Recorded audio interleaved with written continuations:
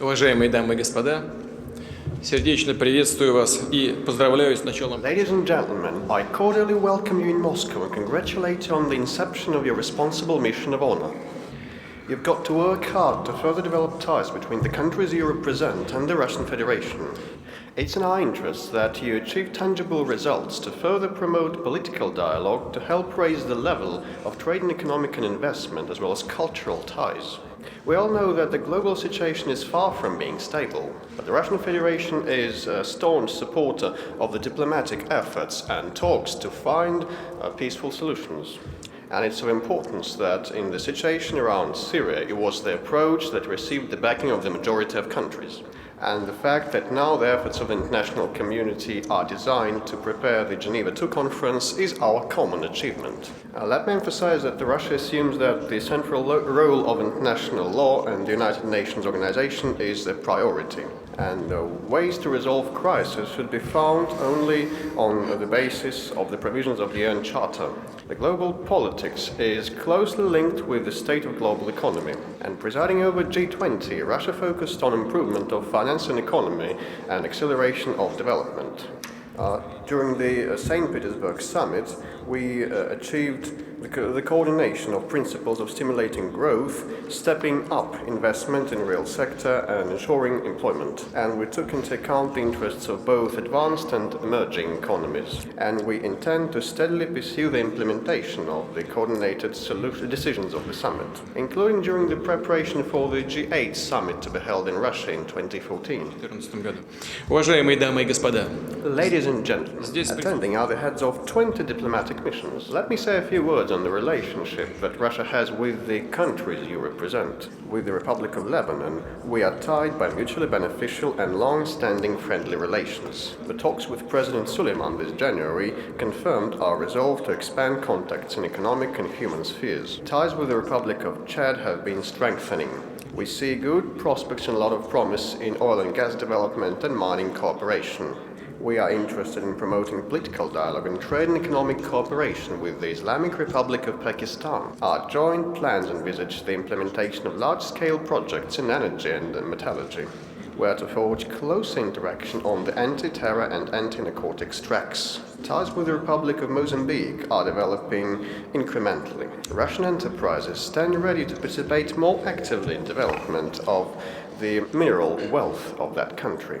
New opportunities for broader contacts with the Republic of Paraguay are opened by a recently signed agreement on abandoning visa formalities. We'll keep strengthening mutually advantageous economic ties and military and technical cooperation.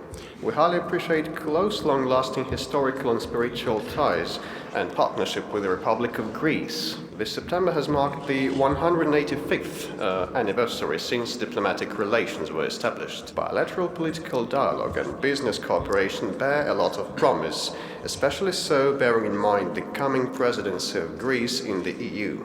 We count on more substantive bilateral ties with Portugal. I believe that trade and economic ties and tourist exchanges should be accelerated. One of our major Middle East partners is the Republic of Iraq.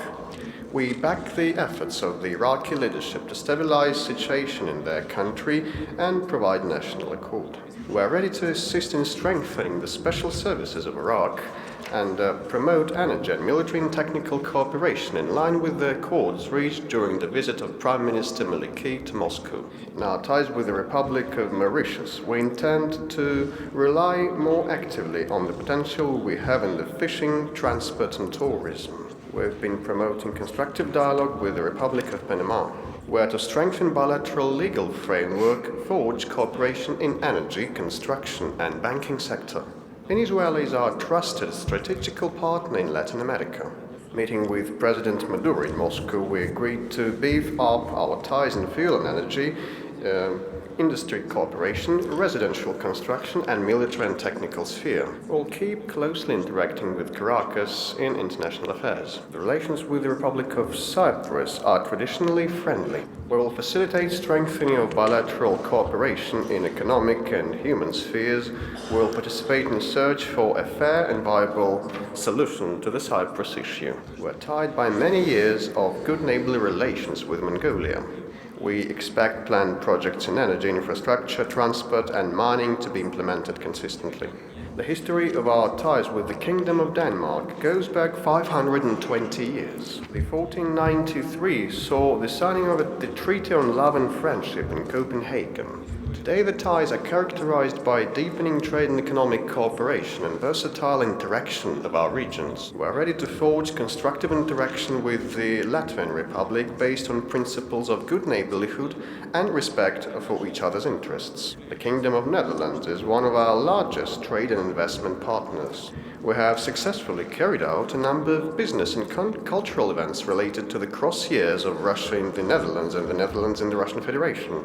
We look forward to the visit of His Majesty King William Alexander. With respect to the known issue around the Russian diplomatic mission in The Hague, it has been discussed in detail the other day during my phone conversation with Prime Minister Rutte. Political dialogue and economic cooperation with the Republic of Slovenia gather pace. In particular, joint projects in pharmaceuticals, IT and energy are carried out. This September has marked the 40th anniversary of our diplomatic ties with Ireland. We are ready to develop bilateral cooperation on trade and economic and investment. Our relations with Norway are of good neighborly spirit and bear mutual benefit. Additional opportunities to deepen our cooperation emerged with the signing of the agreement on delimitation of aquatic areas in the Barents Sea and the North Arctic Ocean.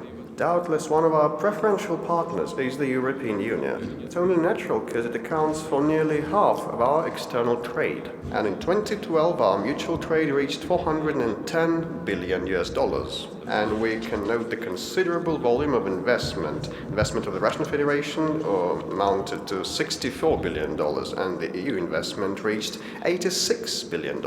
It's in our interest to develop versatile relations with the European Union, including the mutually beneficial energy cooperation, as well as the preparation of the new agreement between the Russian Federation and the EU, and in future, formation of common economic and cultural space from the Atlantic to the Pacific Ocean. Your Excellencies, attending this ceremony in the Kremlin are the representatives of virtually all continents: Asia, Europe, America and Africa. We value our good relations with each of these countries while pursuing your missions. You can count on the support and understanding of our leadership, ministers and agencies. Once again, I wish you every success and good impressions from your stay here. Желаю успехов в вашей работе и приятных впечатлений от пребывания в нашей стране. Спасибо. Thank you.